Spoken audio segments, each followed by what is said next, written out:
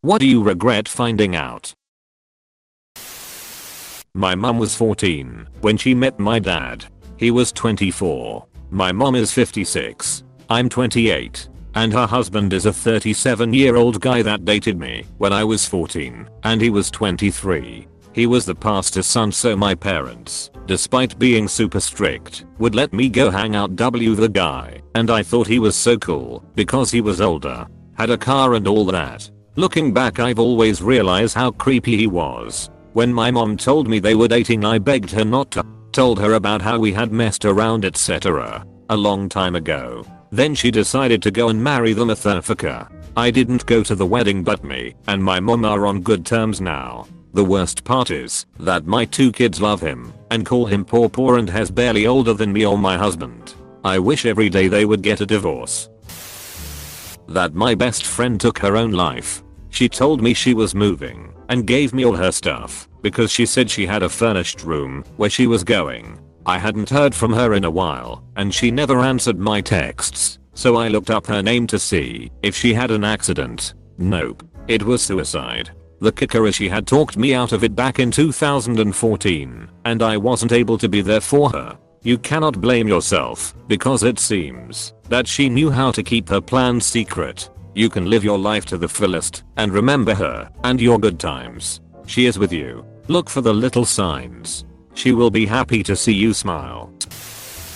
That my mother knew she had cancer a year before she told anyone, or rather, a year before she was diagnosed, after I literally forced her to see a doctor for her then extremely distended stomach. I was under the impression that we told each other absolutely everything because up until that point, we did. I found out the truth a month after she died when I'd requested all of her cancer-related paperwork from her oncologist. My mother found out she had a lung disease, not cancer, an autoimmune thing, and she had about 7 years to live. She just all of a sudden quit smoking. It wasn't caused by smoking, but quitting would extend her life. Several years later she just said, "Oh, I have this lung issue, but they don't really know what it comes from." She was very elusive because I'm a nurse and she didn't want me to research her disease and find out she was dying. The last year of her life she was on oxygen. I knew she was sick, but not that she was dying. Nobody did. I knew the time was near, but I thought I had a few more years. She ended up in the hospital, got pneumonia and died a few days later with me at her side. She knew I would be an absolute wreck if I knew for all those years, so she tried to protect me from that. As I sat at her beside when she was really sick, I knew she was worried about me. She was dying and worried about me. I told her through tears that it was okay to die. I could not get the words out completely. I just said, "You are really suffering, aren't you?" And she nodded yes. I said, "It's okay. I will be okay. It's okay to. It's okay. I'll be fine. It's okay to." I couldn't even say it, but she knew what I was saying. She just nodded yes. I don't know if I wish I knew or not. Edit. Thanks, dear Reddit community. Kind words and stories are so very heartwarming and comforting. 3. That my younger sister has a high rank in a local BDSM club. What does the rank in a BDSM club mean? I knew they had belts, but I didn't know there were colors other than black. I should have used a different word in my original post, but she's like the VP or similar. Didn't need to know more than that, TBH. About that dickfish in the Amazons. If it makes you feel better, there are no confirmed cases of it swimming into anyone's dick. That does make me feel better. Thank you. My dad informed me when I got back from Iraq that I was the reason he and my mother got a divorce. I never really wanted to join the military anyways, and it fucked me up big time. They had financial troubles and my mom sent me care packages quite a lot. Apparently, that put them into bankruptcy, and if I hadn't joined it wouldn't have happened. I just wanted to get out of that house because it was like I didn't exist. Jesus Christ, what was she putting in them to make them cost so much? Cigarettes, socks, dip, really nothing major. We were a poor family and already deep in debt apparently. Then that wasn't your fault.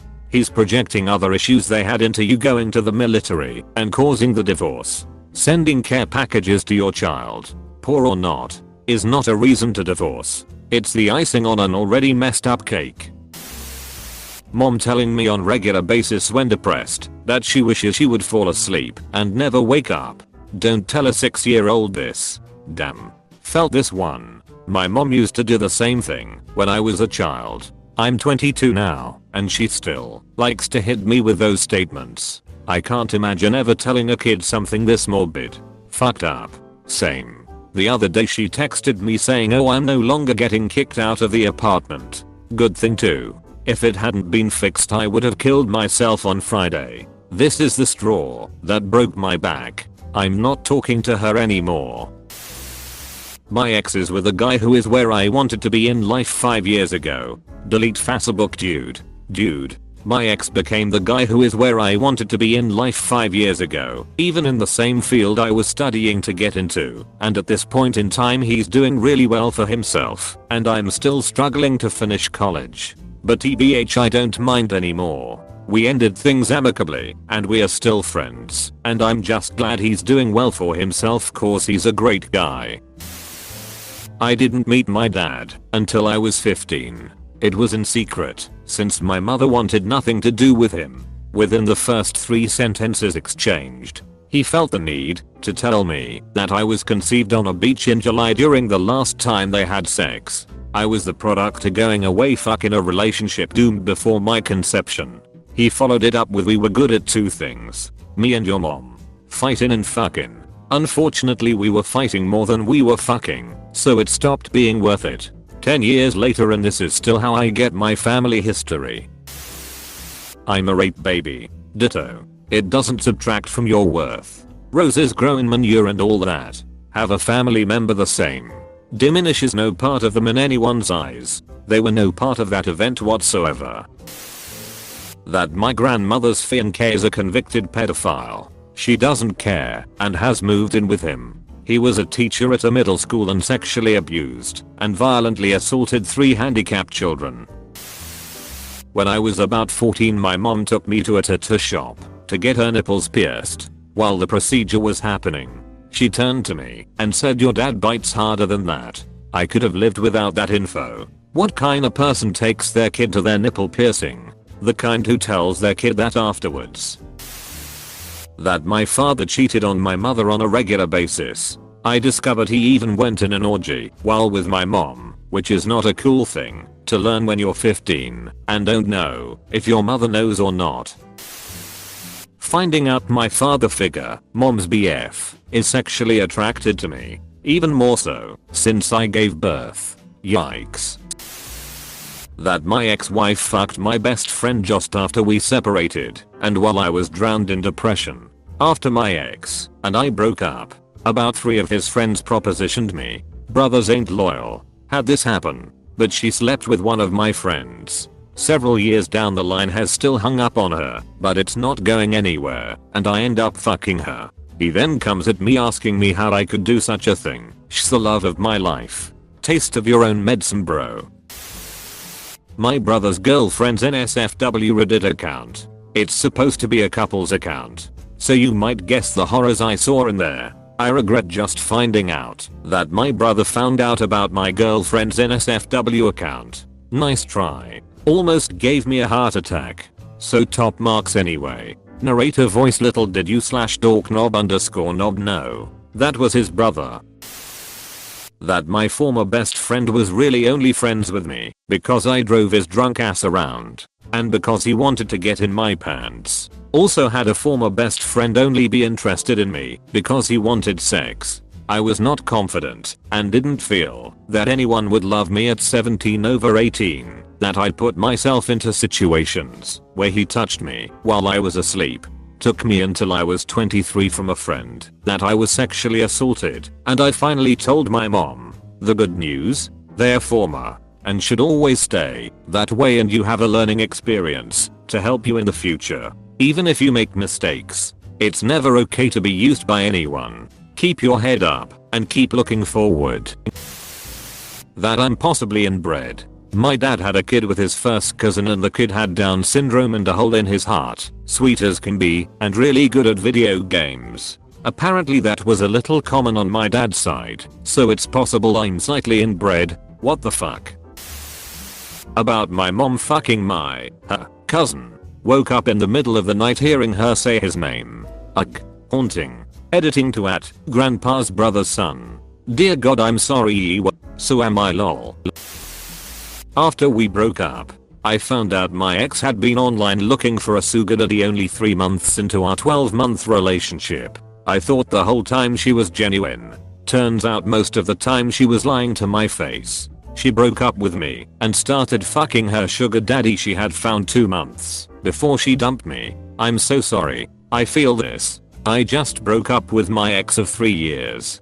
2 years into the relationship I found out he's cheated on me with multiple girls since 6 months into dating me.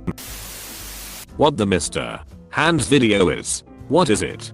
Dude getting fucked by a horse. And he died from that encounter. He was anonymously dropped off at hospital. Bestiality wasn't illegal in the state of Washington at the time, and the law was changed shortly afterwards. Learning from my sister that my father told her that my mom's mom was not paralyzed from the waist down because she fell off a fence. It is that she was beaten so badly by the man she was seeing at the time. Shit. There are some nasty pieces of shit in this world.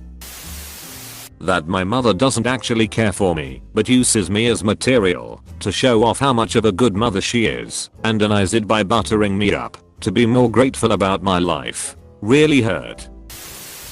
That I'm not very smart. I'm not dumb or dim. But I've really had to come to terms with the fact that not only am I not the smartest man in the room, I'm probably damn near the stupidest. This realization actually makes you a step above average in terms of the Dunning-Kruger effect. Right square bracket. IDK if I'm under this effect, but I'm constantly trying to figure out if I'm actually smart or if it's just what everybody keeps telling me to make me feel better, which results in me questioning it, which led to me learning that smart people question their intelligence, which made me question it more, and at this point I've just thrown the argument away because it just gives me a headache. But if you guys have any solutions, that would be great. Edit.